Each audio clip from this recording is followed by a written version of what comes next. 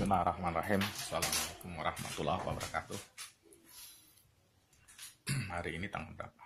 24. Oke. 24 Maret 2020. Selamat datang di kelas kimia terapan untuk teknik grafika. Ini adalah pertama kali kita bertemu di kelas dalam suasana mengisolasi diri akibat penyebaran virus COVID-19. Saya harap Anda semua sehat dan tetap tinggal di rumah, jangan keluyuran kemana-mana, ikuti himbauan pemerintah. Karena COVID-19 ini sangat cepat sekali menyebar dan merepotkan semua orang. Mudah-mudahan kita semua sehat. Baik, langsung ke materi aja. Hari ini saya akan bicarakan tentang IPA. Kalian pernah dengar IPA ya? Isopropil alkohol.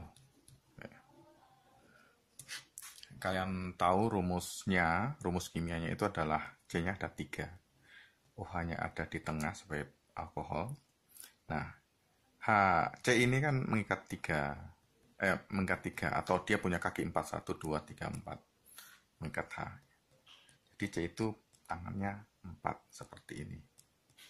Nah, ini isopropil alkohol. OH-nya di sini, mengikat ke sana. Bandingkan dengan struktur air. Kenal dengan H2O. O-nya seperti ini. Nah, seperti ini. Oke, jadi isopropil alkohol ini lebih rimbun dibandingkan dengan air. Atau saya gambarkan dengan bulatan lebih besar dibandingkan air. Kita bicara air dulu. Air itu kalau di alam, ya, itu selalu membentuk ikatan antar sesama. Antar H2O, jadi gini, H2A, H-O, ya. O-nya ini mengikat H dari molekul air yang lain. Terus demikian, ini juga hanya ini mengikuti, mengikat molekul air yang lain. Terus begitu. Kemudian O-nya ini mengikat yang lain. Seperti ini. Nah, seperti ini, sehingga dalam jumlah besar, satu drop tetesan air, satu tetes air, itu bisa mengandung minimal, itu sebanyak 6,22 kali 10 pangkat 21 minimal. 6,22 kali 10 pangkat 21 buah molekul air seperti ini. Bisa dibayangkan, banyak sekali, meskipun Anda hanya mendapatkan satu drop, tapi molekul airnya banyak sekali. Sehingga, karena antar air itu punya ikatan di antara mereka, maka kalau saya buat gelas seperti ini air, ya, maka air saya ekspresikan dalam bentuk bulatan aja biar gampang. Di permukaan itu akan seperti ini. Oke, ini molekul air. Nah, ini molekul air dalam gelas. Ini gelas, ini air, ini permukaannya molekul air seperti ini. Mereka punya ikatan antar sesama. Nah, ikatan antar sesama yang saya gambarkan dalam titik I seperti ini saya sebut dengan ikatan hidrogen. Oke. Ikatan hidrogen. Karena ikatan hidrogen di permukaan antar sesama molekul air ini kuat, maka seolah-olah permukaan ini mempunyai kekuatan yang disebut dengan tegangan permukaan. Sehingga kalau ada tenaga menekan permukaan air dengan kekuatan tertentu, permukaan ini mampu menahan beban. Jadi kalau ini dilihat dari atas, ya kira-kira seperti ini. Ini air, jadi seperti papan aja. Nah, seperti ini. Ini permukaan dilihat dari atas. Nah, di antara molekul air ini ada ikatan yang disebut dengan ikatan hidrogen. Konsekuensinya apa? Konsekuensinya adalah air itu kalau diteteskan melalui pipet, ini misalnya pipet, dia akan membentuk bulatan-bulatan lonjong begini, ya. Mengapa lonjong? Karena kan ada gaya gravitasi bumi turun ke bawah. Kalau tanpa gravitasi dia akan membentuk bulat seperti ini, oke? Dimanapun dia akan berbentuk bulat seperti ini, oke? Nah, ketika ini diteteskan, drop air ini, teteskan ke plat, ya. Plat dilihat dari samping, ini area gambar. Kalau dilihat dari atas kira-kira seperti ini. Ini kalau dilihat dari atas seperti ini ada area gambar, ya kan? area gambar ini disebut dengan oleophilic atau image area. Yang ini disebut dengan hidrofilik. Ini mengikat air, cinta air. Jadi area non gambar ini akan dipenuhi air, area gambar dipenuhi oleh tinta sebagai wujud dari sifat oleofilik. Oke. Nah, kalau yang digunakan untuk membasahi area non gambar ini air biasa, maka ini plat, ini top view,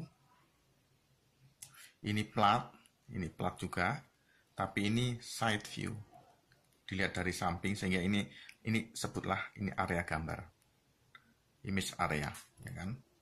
Ini yang oleofilik, ini yang hidrofilik. Maka air ini yang bentuk bulat ini ketika diteteskan ke permukaan dia akan agak cembung begini. Akan cembung begini, ini air. Nah, plat ini kan digunakan untuk mentransfer tinta ini ke blanket melalui tekanan. Nah, tekanan inilah yang menyebabkan air biasa ini karena cembung dia akan bisa lari ke daerah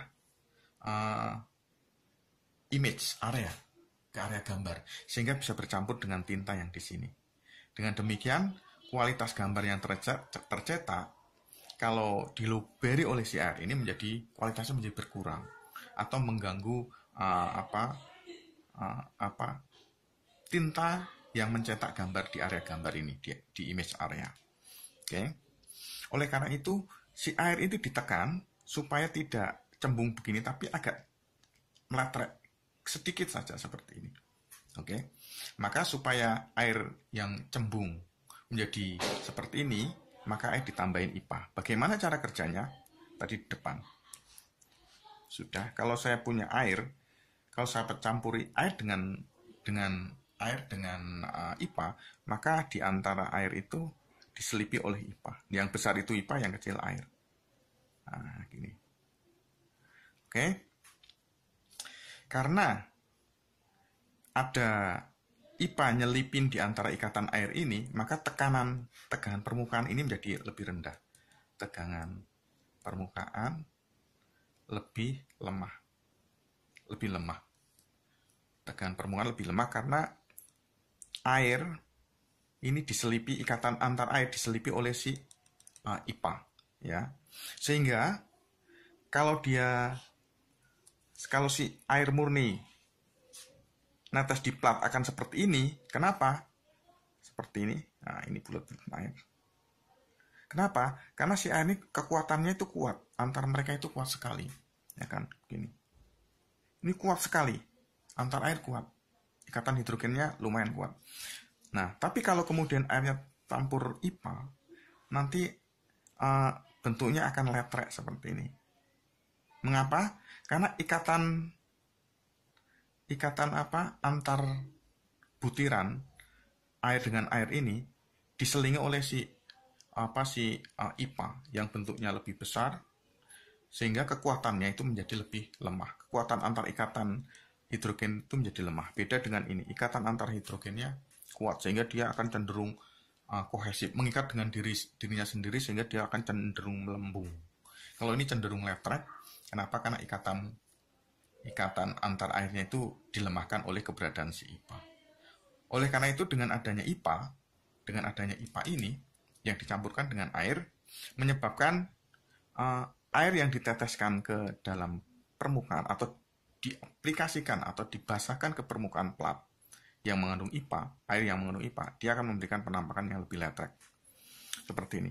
Ini kalau saya lihat sudutnya, misalnya ini sudutnya alfa, yang air murni ini alfa, yang ini sudutnya lebih kecil lagi alfa. Jadi alfa 1 dengan alfa 2 itu lebih besar alfa 1 yang air murni. Sudutnya kan lebih besar ini dibandingkan yang ini, letrek sekali ini, yang ada IPA-nya.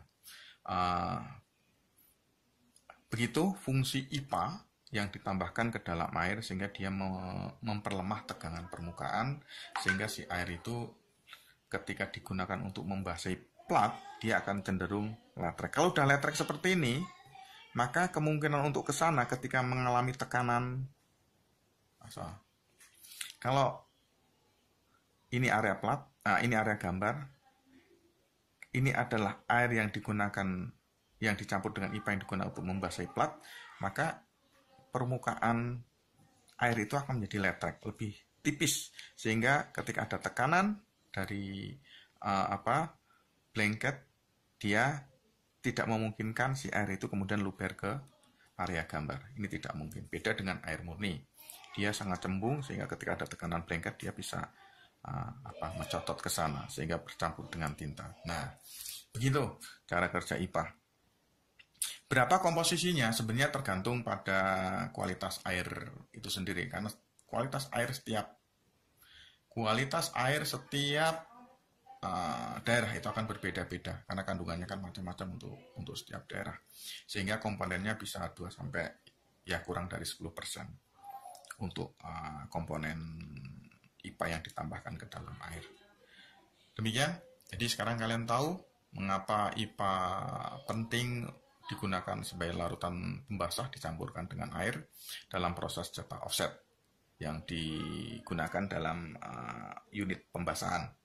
Karena dengan IPA, si air membasahi permukaan dengan sangat tipis sehingga tidak memungkinkan terjadinya menyeberang molekul air ke image area sehingga merusak